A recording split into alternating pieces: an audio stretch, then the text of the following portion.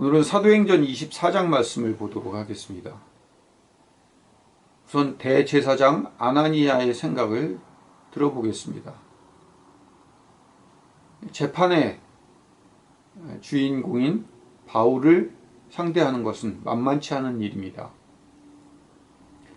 유대인 누구라도 알고 있는 위대한 스승 가말리알 선생의 휴제자였답니다.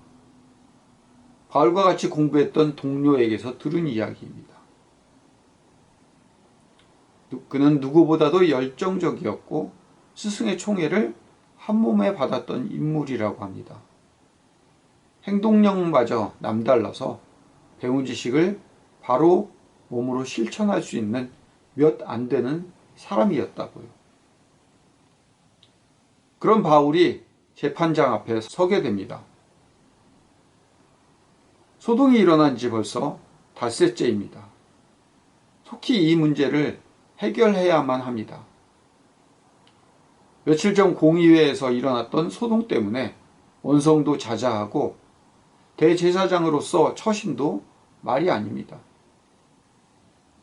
바리새파와 사두개파 간의 싸움으로 번져 자칫하면 유대를 점령하고 있는 로마에게 책 잡히게 될지도 모르는 일입니다. 가까스로 얻은 평화인데 이 평화가 깨어지고 강압적인 식민 통치로 다시 돌아가게 되면 지금 드려지는 제사, 절기마저 통제될지도 모른다는 불안이 엄습해 옵니다. 그래서 며칠 전부터 귀동냥으로 들어온 사람 하나를 수문합니다. 말솜씨와 재판 이력이 따라갈 수 없을 만한 그 인물을 등용하고자 주변에서 이야기합니다. 그 사람을 불러야 되겠다고 생각을 합니다. 더둘로라는 인물입니다. 만나보니 실로 믿음이 갈 만한 사람입니다. 말솜씨가 보통이 아닙니다. 없는 죄도 있게 만들 만큼의 사람이라는 것을 대번에 느낄 수 있습니다. 대제사장으로서 할 수 있는 최선을 다했다고 생각하며 재판 자리에 출발합니다. 이제 두 번째로 변호사 더둘로의 마음을 살펴보겠습니다. 며칠 전부터 아는 사람으로부터 곧 아나니아 대제사장의 호출이 있을 것이라는 말을 들었습니다. 그럼 그렇지라고 생각했습니다. 나 같은 사람을 선택 안 하면 어떤 변호사를 선택하겠어? 이런 생각을 했겠죠. 우선 고소인의 마음과 죄인의 죄목에 대한 공부를 해야 되겠다는 생각을 했습니다. 부지런히 수소문을 해서 바울이 했던 행동들을 면밀히 조사하고 적어 나갔습니다. 그리고 결정적인 몇 가지를 찾아냈습니다.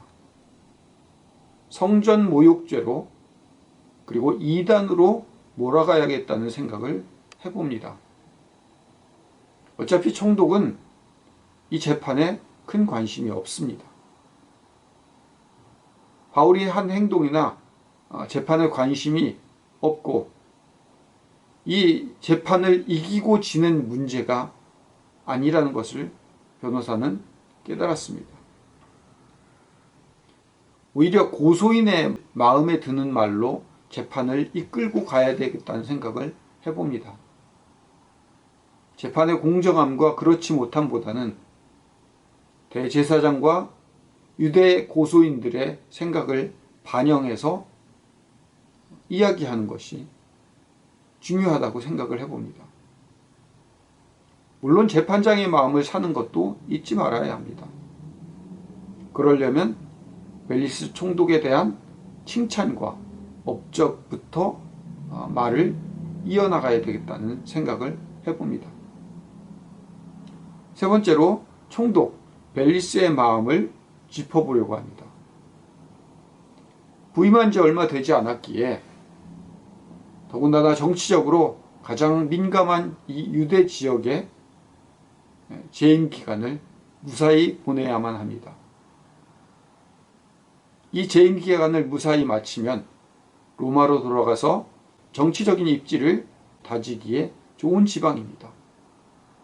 다만 이곳에서의 재임 기간에 어떤 소요나 반란이 일어난다면 정치적인 생명이 끝나기 때문에 더없이 복지부동하고 잘 버텨내야 합니다. 더군다나 유대 지역 총독으로 발령 날짜를 맞춰 재혼까지 했으니 말입니다. 유대 지역의 왕이었던 헤롯의 손녀 드루실라라면 이 지역의 많은 사람들과의 접촉이 아주 쉬울 것으로 추측됩니다.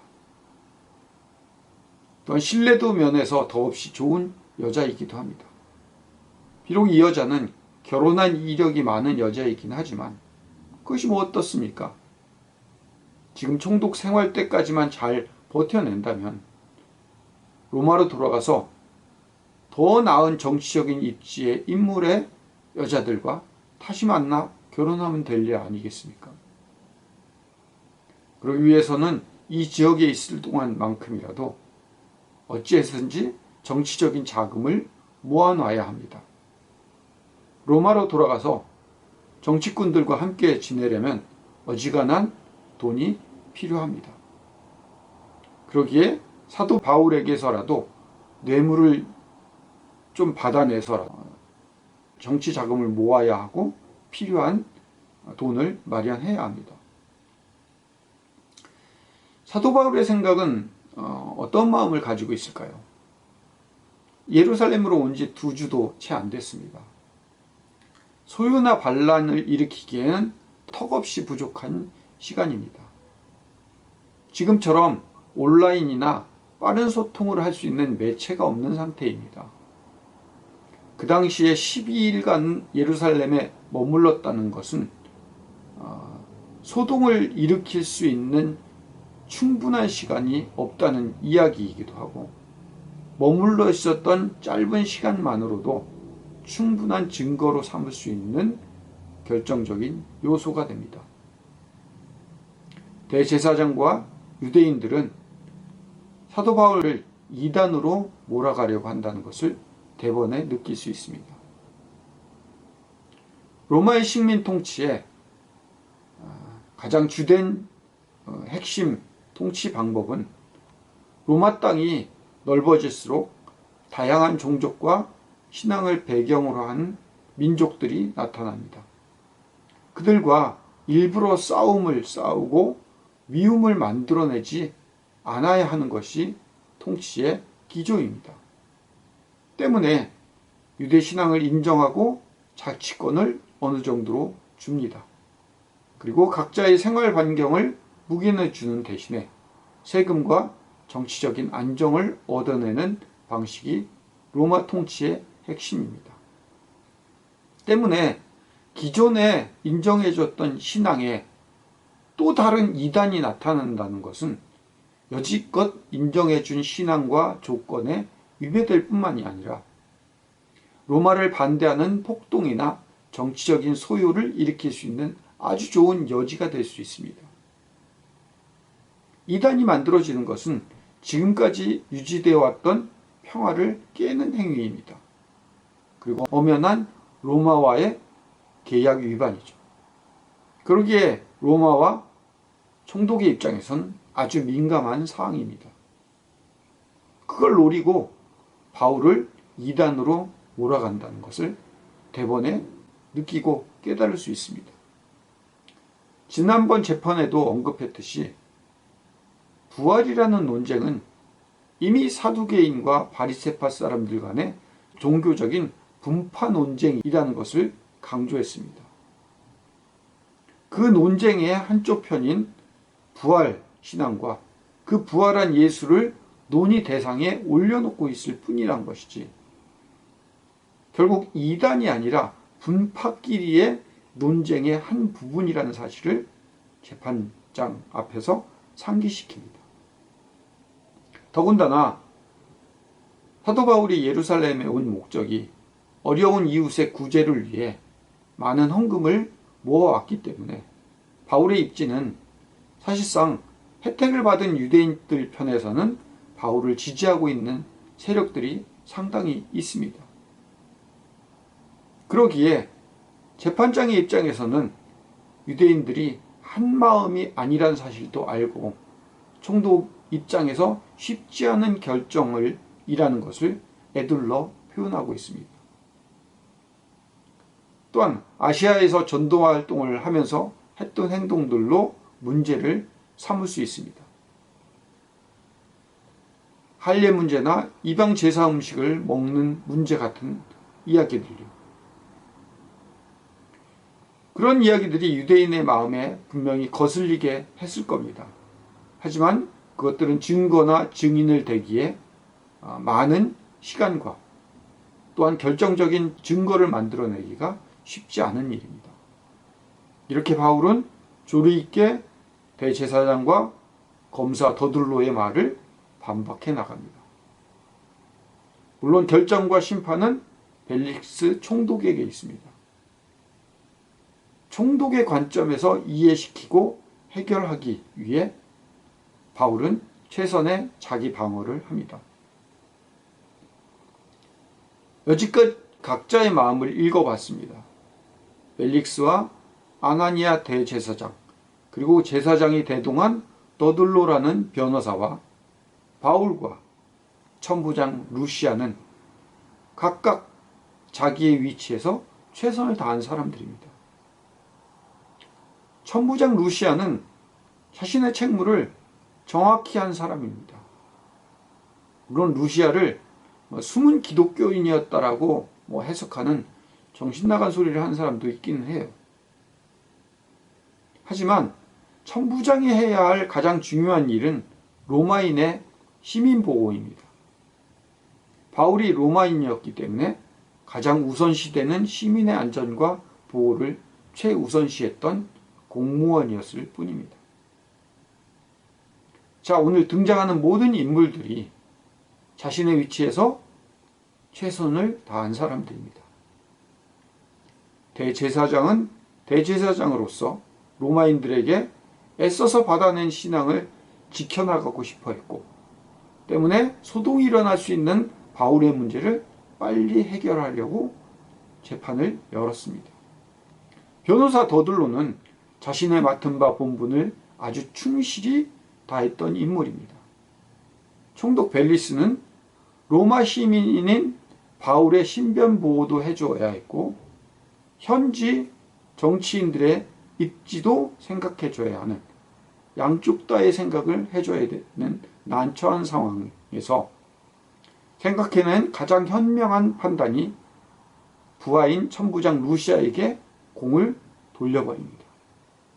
그렇게 약삭 발음과 현명함을 보여주고 이 재판을 질질 끌다가 자기 자신은 결정을 내리지도 않고 로마로 돌아가 버립니다.